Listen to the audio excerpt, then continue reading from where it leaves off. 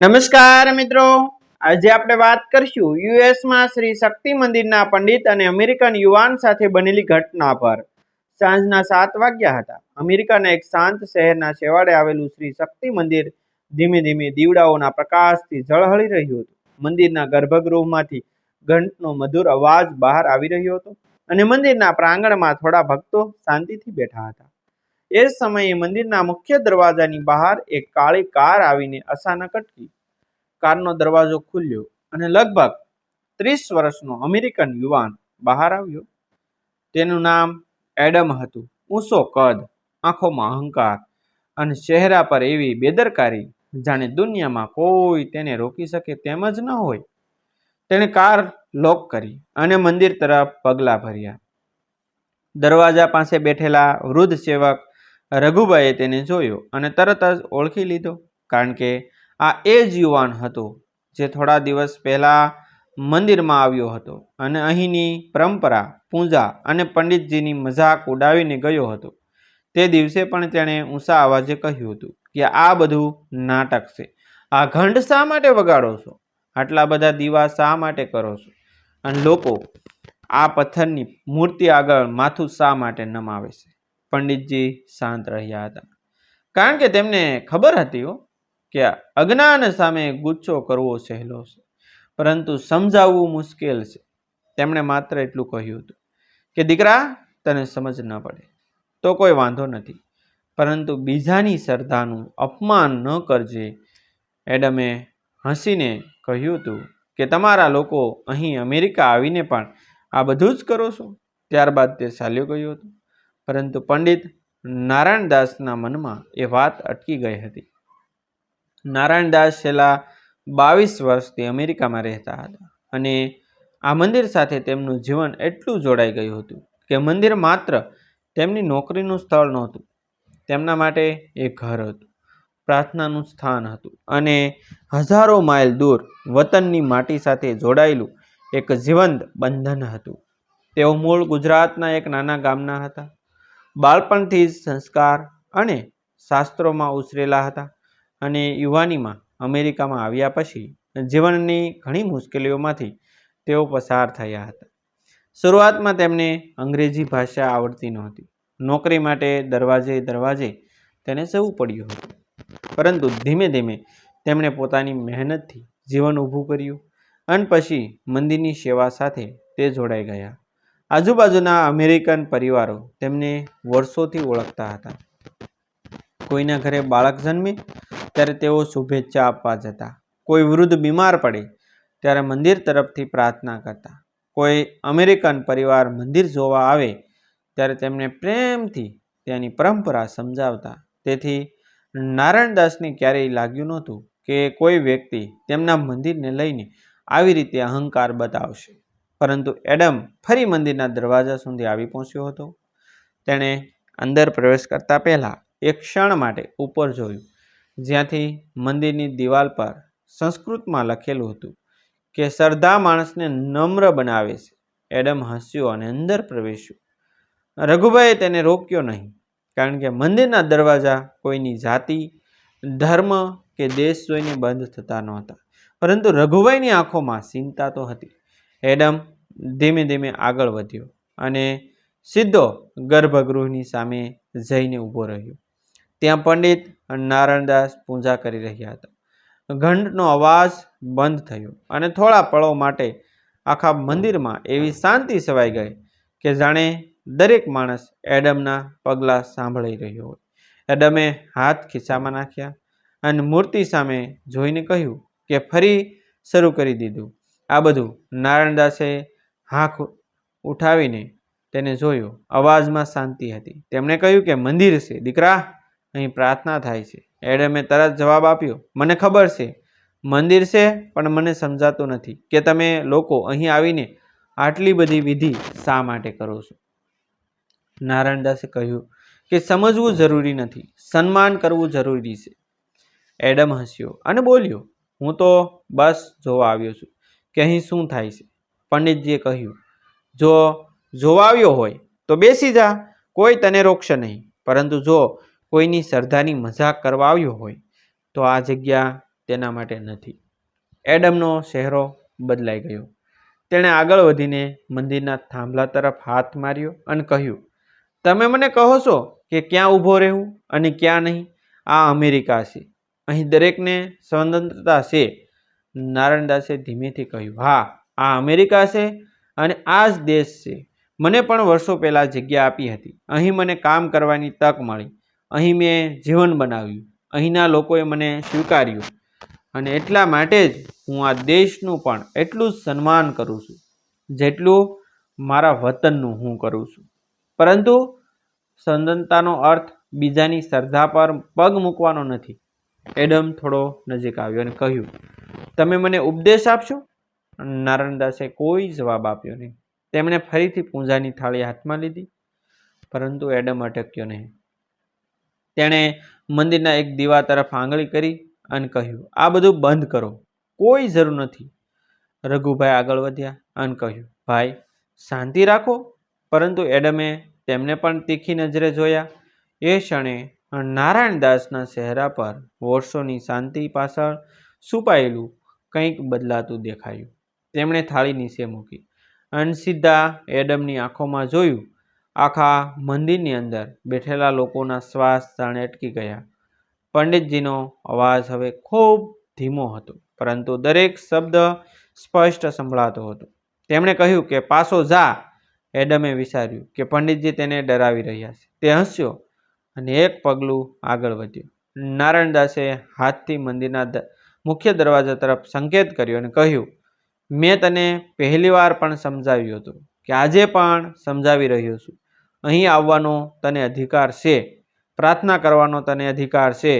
પ્રશ્ન પૂછવાનો પણ તને અધિકાર છે. પરંતુ અપમાન કરવાનો તને અધિકાર કોઈને નથી. એડમનો અહંકાર વધુ ભભૂકી ઉઠ્યો. તેણે કહ્યું, તમે મને બહાર કાઢશો?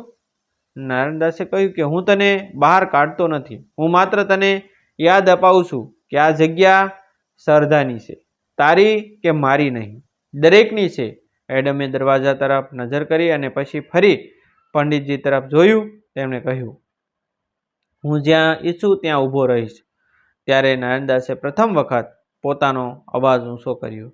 તેમની આંખોમાં એવી કડકડતા હતી કે મંદિરની અંદર બેઠેલા લોકો પણ ચમકી ગયા. તેમણે કહ્યું, જો ગેટથી આ બાજુ આવ્યો તો જીવતો નહીં જા. યાદ રાખજે ગોરિયા. શબ્દ મંદિરની દિવાલો સાથે અથડાયા અને આખા પ્રાંગણમાં ગુંજી ઉઠ્યા. એડમ એક ક્ષણ માટે સ્થિર થઈ ગયો. કોઈએ વિચાર્યું નહોતું કે વર્ષોથી શાંત રહેતા નારાયણદાસના મોઢેથી આવી કડક વાત બહાર આવશે. રઘુભાઈએ પણ માથું ઊંચું કર્યું, પરંતુ નારાયણદાસની આંખોમાં ગુચ્છા કરતાં વધારે દુઃખ હતું. તેમણે આગળ કહ્યું, હું તને મારવા માટે નથી કહી રહ્યો. હું તને સમજાવવા માટે કહી રહ્યો છું કે મારી આંખ સામે આ મંદિરનું અપમાન હું હવે સહન નહીં કરું. તું અહીંથી એક પગલું પણ આગળ નહીં વધે. એડમે હસવાનો પ્રયાસ કર્યો, પરંતુ તેના હોઠ પરનું સ્મિત અટકી શક્યું નહીં, કારણ કે સામે ઊભેલા વૃદ્ધ પંડિતના ચહેરા પર કોઈ ડર નહોતો. નારાયણદાસે જીવનમાં ઘણી મુશ્કેલીઓ જોઈ હતી. પરદેશમાં એકલતા જોઈ હતી. પૈસાની અછત તેને જોઈ હતી. અપમાન તેને સહન કર્યું હતું અને અનેક વખત પોતાની ભાષા, સંસ્કૃતિને લઈને લોકોના પ્રશ્નો સાંભળ્યા હતા એને. પરંતુ તેમણે ક્યારેય કોઈ સામે માથું નમાવ્યું નહોતું અને કોઈની શ્રદ્ધા પર પણ હાથ તેને ઉઠાવ્યો નહોતો. એડમ દરવાજા પાસે ઊભો રહ્યો. થોડા સમય સુધી બંને વચ્ચે મૌન રહ્યું. પછી તેણે કહ્યું કે તમે મને ધમકી આપી? નારાયણદાસે કહ્યું, હા, મારા શબ્દો કઠોર હતા, પરંતુ મારી મર્યાદા તોડવા આવ્યો ત્યારે હું પણ ચૂપ રહ્યો નહીં. તું બહાર જા અને આવતી વખતે માણસ તરીકે આવજે, અપમાન કરનાર તરીકે નહીં. એડમ તો બહાર નીકળી ગયો, પરંતુ દરવાજો પાર કરતા પહેલા તેણે પાછળ વળી પંડિતજીને જોયા. નારાયણદાસ ત્યાં જ ઊભા હતા. તેમની આંખોમાં ગુસ્સો નહોતો, માત્ર એક ઊંડી પીડા હતી.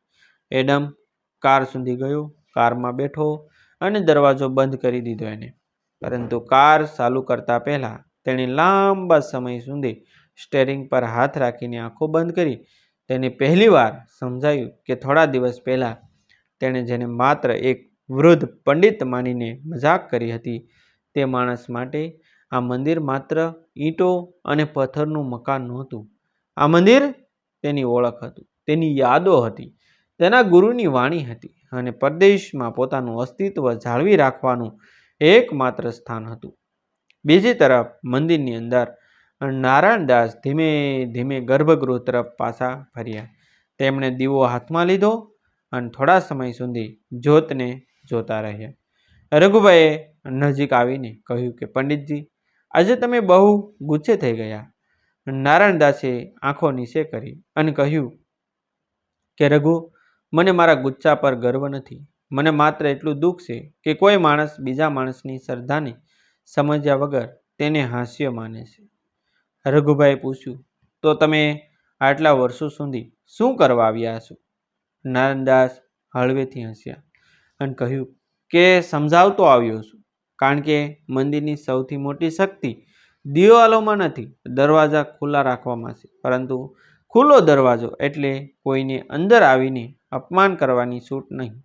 એ રાત્રે મંદિર બંધ થયા પછી નારાયણદાસ એકલા પ્રાંગણમાં બેઠા હતા. બહાર હળવો વરસાદ શરૂ થયો હતો. વરસાદના ટીપા મંદિરની છત પર પડતા હતા અને દૂર શહેરની લાઇટો ચમકી રહી હતી.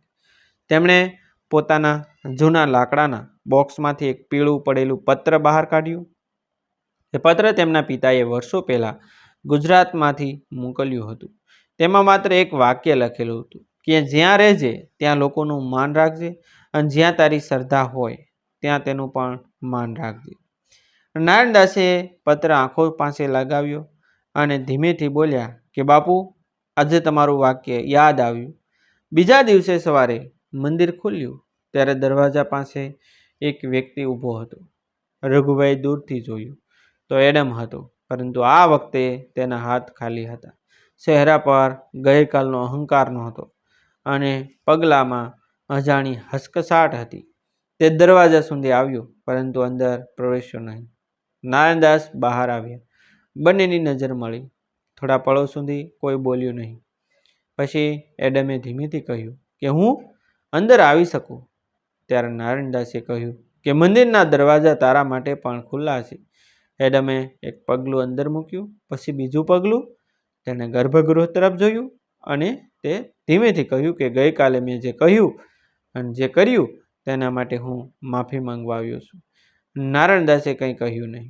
એડમ આગળ બોલ્યો, હું માનતો હતો કે મારી મજાક માત્ર મજાક હતી, પરંતુ આજે સમજાયું કે જ્યારે કોઈની શ્રદ્ધા સાથે મજાક થાય ત્યારે સામેનો માણસ અંદરથી કેટલો તૂટી શકે છે. નારાયણદાસે પૂછ્યું, તને કોણે સમજાવ્યું? એડમે કહ્યું કે ગઈકાલે ઘરે જઈને મેં મારી માતા સાથે વાત કરી. તેમણે કહ્યું કે જ્યારે હું નાનો હતો ને ત્યારે મારા દાદા પોતાના એક નાના પ્રાર્થના ગૃહમાં દર અઠવાડિયે જતા હતા અને એક વખત કોઈએ તેમની પ્રાર્થનાની મજાક કરી હતી. મારા દાદાએ મને કહ્યું હતું કે માણસની શ્રદ્ધા સાથે મજાક કરવી સહેલી છે, પરંતુ તેની પીડા સમજવી મુશ્કેલ છે. હું એ વાત ભૂલી ગયો હતો. નારાયણદાસે થોડા સમય સુધી તેને જોયું અને પછી કહ્યું કે માફી શબ્દથી બધું તરત ભૂંસાતું નથી, પરંતુ સાચી માફી માણસને બદલાવવાની શરૂઆત કરે છે. એડમે માથું નમાવ્યું. નારાયણદાસે તેને અંદર આવવા કહ્યું. એડમ ગર્ભગૃહની બહાર ઊભો રહ્યો. તેણે હાથ જોડ્યા કે નહીં તે કોઈએ જોયું નહીં, પરંતુ તેણે પહેલીવાર આંખો બંધ કરી અને થોડા પળો શાંતિથી ઊભો રહ્યો.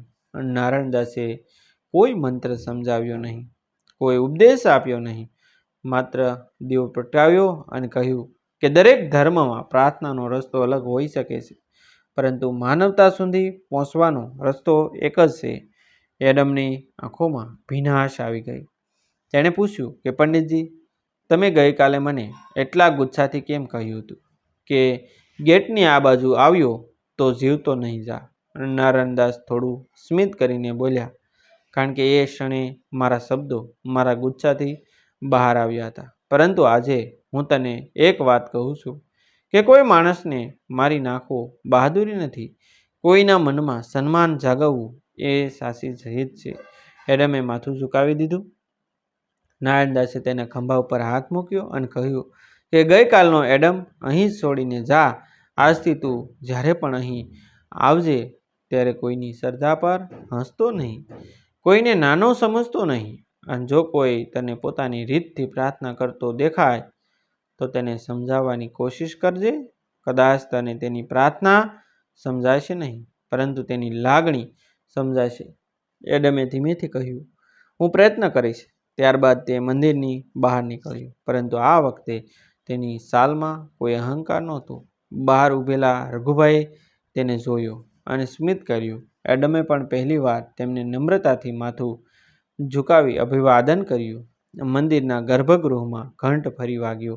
નારાયણદાસે આંખો બંધ કરી અને પ્રાર્થના કરી કે ભગવાન, મને એટલી શક્તિ આપજો કે હું ગુચ્છામાં પણ માણસાઈ ન ગુમાવું અને મારી શ્રદ્ધા બસાવતા બીજાની માનવતા ન તોડું. બહાર સૂર્ય ધીમે ધીમે ઉગતો હતો. અમેરિકાના આકાશમાં નવા દિવસનો પ્રકાશ ફેલાઈ રહ્યો હતો અને શ્રી શક્તિ મંદિરના દરવાજા ફરીથી ખુલ્લા હતા. કારણ કે મંદિરની સાચી ઓળખ કોઈ એક ધર્મ, કોઈ એક ભાષા કે કોઈ એક દેશની દિવાલોમાં બંધ નહોતી. તેની સાચી ઓળખ એ હતી કે ત્યાં આવનાર માણસ પોતાની અંદરની અહંકારની આદર અને સાદર બહાર મૂકી અંદર પ્રવેશી શકે. અને કદાચ એ જ દિવસે એક પંડિતે પોતાના ગુચ્છા સાથે પણ લડાઈ જીતી હતી અને એક અમેરિકન યુવાને પોતાની અંદરના અહંકાર સામે પહેલીવાર માથું નમાવ્યું હતું.